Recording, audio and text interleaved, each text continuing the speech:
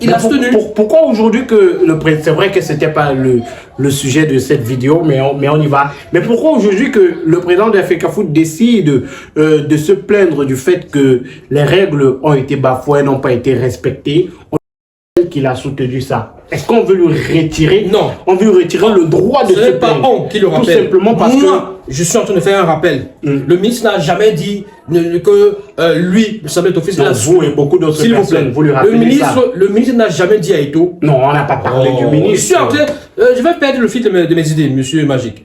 Le ministre ne lui a pas dit dans sa sortie que Eto'o, vous avez soutenu ça pour le passé. C'est moi qui suis en train de dire. Le ministre a dit, il a parlé du processus de recrutement. Non, il a parlé de réversation et conseils. Oh, il n'a pas parlé. Moi, je parle. Ça fait partie des choses qu'on évoque toujours. Je parle du soutien d'Eto'o. Je ne parle pas des processus de recrutement. Je parle de soutien. Le ministre ne lui a pas rappelé qu'il a soutenu qui que ce soit. Mais le ministre a rappelé que c'est le même processus qui a été appliqué. Mais moi je dis, Eto'o, il a soutenu ces choses-là par le passé. Et donc il ne doit pas faire comme si c'est nouveau, c'est naïf, Mais il a le droit de se plaindre. Vous parlez des lois, des textes. A-t-il le droit de se plaindre, monsieur Renaud? C'est comme si tu veux que je me répète au moins 500 fois.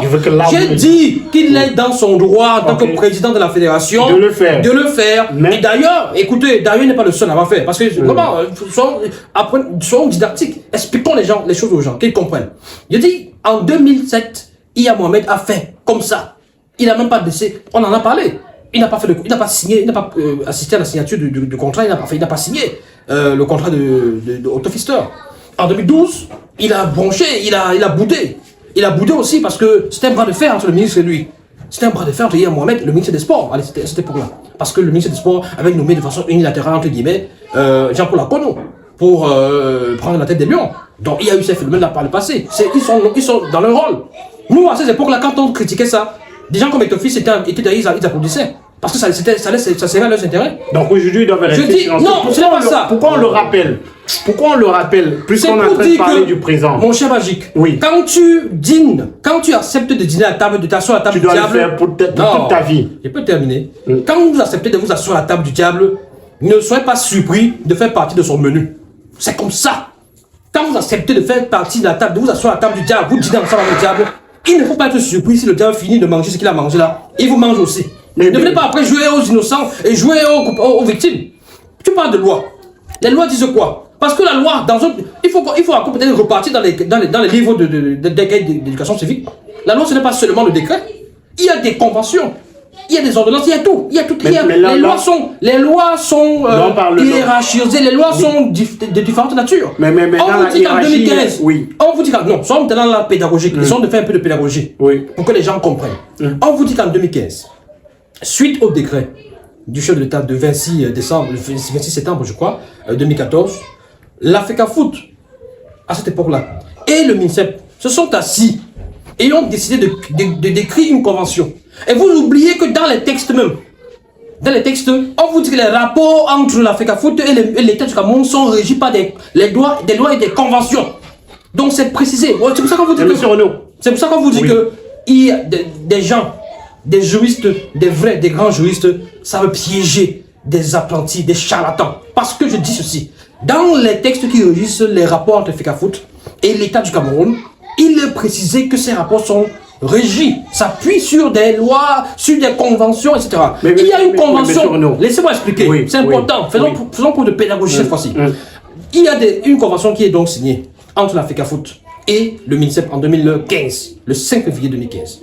Ça veut dire quoi? Que les deux parties sont assises en tenant compte du décret de 2014, de septembre 2014, ont décidé que cette convention soit la mesure d'application de ce décret. Que cette convention soit une sorte de prolongement, une sorte comment on dit ça, qui détaille un tout petit peu les rôles des uns et des autres et qui situe mieux sur l'opérationnalisation de ce décret de 2014.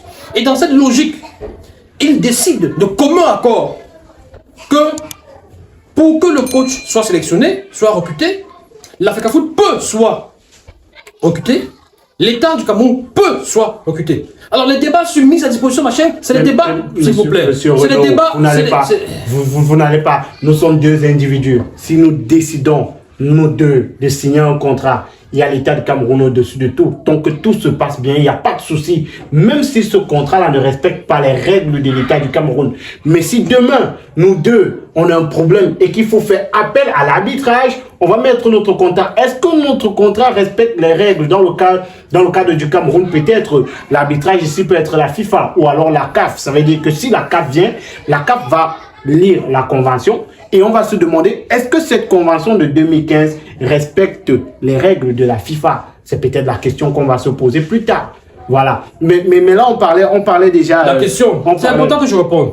Est-ce que ça respecte les statuts de la FECAFOOT disent quoi? Est-ce que dans le texte de la FECAFOOT, vous savez, c'est toujours difficile de faire comme si une fédération est un État à part. C'est une entité, une structure qui vient s'implanter dans un pays, dans un État. L'État en question a des droits de regard. L'État a, à travers des conventions, à travers des textes, des lois et des décrets, essaie de fixer le cadre dans lequel la fédération ou la structure, l'entité doit fonctionner. C'est aussi simple que ça. C'est ce qu'il faut expliquer à ces gens. C'est-à-dire, si on prend la FECAFOOT comme une entité à part, comme un État à part, là, vraiment, tout ce que vous dites là, vous avez raison. C'est-à-dire que la FECAFOOT... Non, écoutez, laissez-moi aller au bout de ma pensée. Parce qu'après, je vais oublier ce que je voulais dire. Donc, dans ce cas, la FECAFOOT peut même faire ces choses sans même informer qui que ce soit. La FECAFOOT peut même organiser ses matchs sans informer, sans demander l'avis de qui que ce soit. La FECAFOOT peut même décider de payer l'entraîneur même 1 million de dollars ou d'euros sans que ça en fasse problème. Parce que la FECAFOOT, à ce moment-là, est autonome. Se finance seule, s'autofinance. Parce que la FECAFOOT, tout ce qu'elle gagne, ça ne va pas dans les caisses du ministère des Finances et tout ça. C'est parce que la FECAFOOT, tout ce qui entre dans ses caisses, ça lui appartient et elle est libre de faire ce qu'elle veut. Mais nous sommes dans un cadre où une fédération vient s'implanter dans un pays et le pays décide que pour que ça fonctionne dans ce pays, voilà comment on doit s'accorder. Et justement, la convention de 2015 est un exemple parfait de ce que vous nous dites, c'est que comme la Fédération camerounaise de football est implantée dans l'État du Cameroun, elle ne doit pas respecter, ou alors l'État du Cameroun ne doit pas respecter les règles de la FIFA. Je ne sais pas si finalement... Qui sont des règles supranationales. Je ne sais pas si finalement... C'est ce que vous êtes en train de Je ne sais pas si finalement on est en train de faire... Moi, j'essaie juste de comprendre. Moi, j'essaie juste de comprendre. Je vous dis qu'il y a des textes supranationaux. C'est-à-dire que ce que la FIFA dit à l'international. Et je vous ai dit qui ne doit pas forcément être respecté sur le plan local. Ce n'est pas ça. Personne ne dit qu'il ne veut pas respecter. Mais on vous dit que dans le cas du Cameroun particulièrement, et comme c'est un pays africain, le Cameroun n'est même pas, la FECAFOOT n'est même pas autonome. Parce que ces finances... Nous sommes d'accord avec ça. Parce que, et voilà justement, vous oubliez quelque chose là. Elle a droit aux subventions de l'État. On oublie, parce que parfois pour expliquer les choses aux gens, il faut le faire terre à terre. La main qui donne dirige. Ce que je suis en train d'expliquer depuis, ce que je me tue à dire aux gens. En respectant les règles. C'est pas parce que vous ne respectez pas les règles. Ce que je me tue à dire aux gens, c'est que la FECAFOOT, pour ne plus être dans cette situation, doit évoluer et ne plus être sous la dépendance financière de l'État du Cameroun. Ok, monsieur Renaud, nous avons compris. Ça veut dire que l'État du Cameroun n'est pas obligé de respecter les règles. Ce n'est pas ce que j'ai dit. Ce n'est pas ce que j'ai dit. Je n'ai pas dit. L'État du Cameroun, comme beaucoup d'États, dans le cadre de la mise en place d'une structure comme la FECAFOOT, met sur pied également un cadre de fonctionnement. Je vous ai dit que la Convention de 2015, c'est justement cela. Mais est-ce que ce cadre de fonctionnement ne doit pas respecter les règles internationales? C'est une question juste que je pose. Finalement, c'est un dialogue dessous. Je suis en train de dire qu'on ne demande pas à l'État de ne pas respecter. Parce qu'on a la convention qui... Mon cher Magique, je rappelle déjà que le fait de soutenir financièrement la FECAFOOT, c'est une violation de... Non, c'est une subvention. Voilà, une subvention. C'est une subvention que l'État du Cameroun... Et c'est reconnu où les fédérations à travers le monde sont autonomes. Peuvent avoir les subventions. Non. Peuvent avoir les subventions. Non. Les fédérations sont autonomes. Même en France, l'État français peut décider de subventionner le championnat français. Je vais vous prendre un cas très simple. Vous pensez que le Cameroun, c'est un pays à part.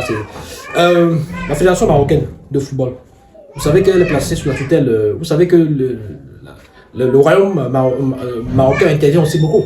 Vous savez quelle est son influence, son impact dans la gestion du football au Maroc.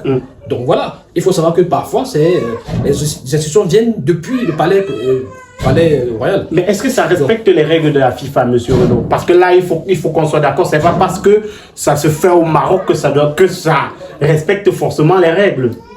je suis d'accord avec le fait que l'État camerounais, que ce soit la Fédération camerounaise de football, respecte les règles. C'est sur ça que nous sommes aujourd'hui. Mais peut-être c'est pour ça que je voulais qu'on n'en parle pas, parce que ça sera compliqué. Chacun a son interprétation des textes, chacun a son interprétation. Mais nous sommes quand même d'accord sur la coordination. La convention dit c'est l'exclusivité de la Fédération camerounaise de football. Sur ce cas, au moins, ça n'a pas été respecté. La coordination des sélections nationales.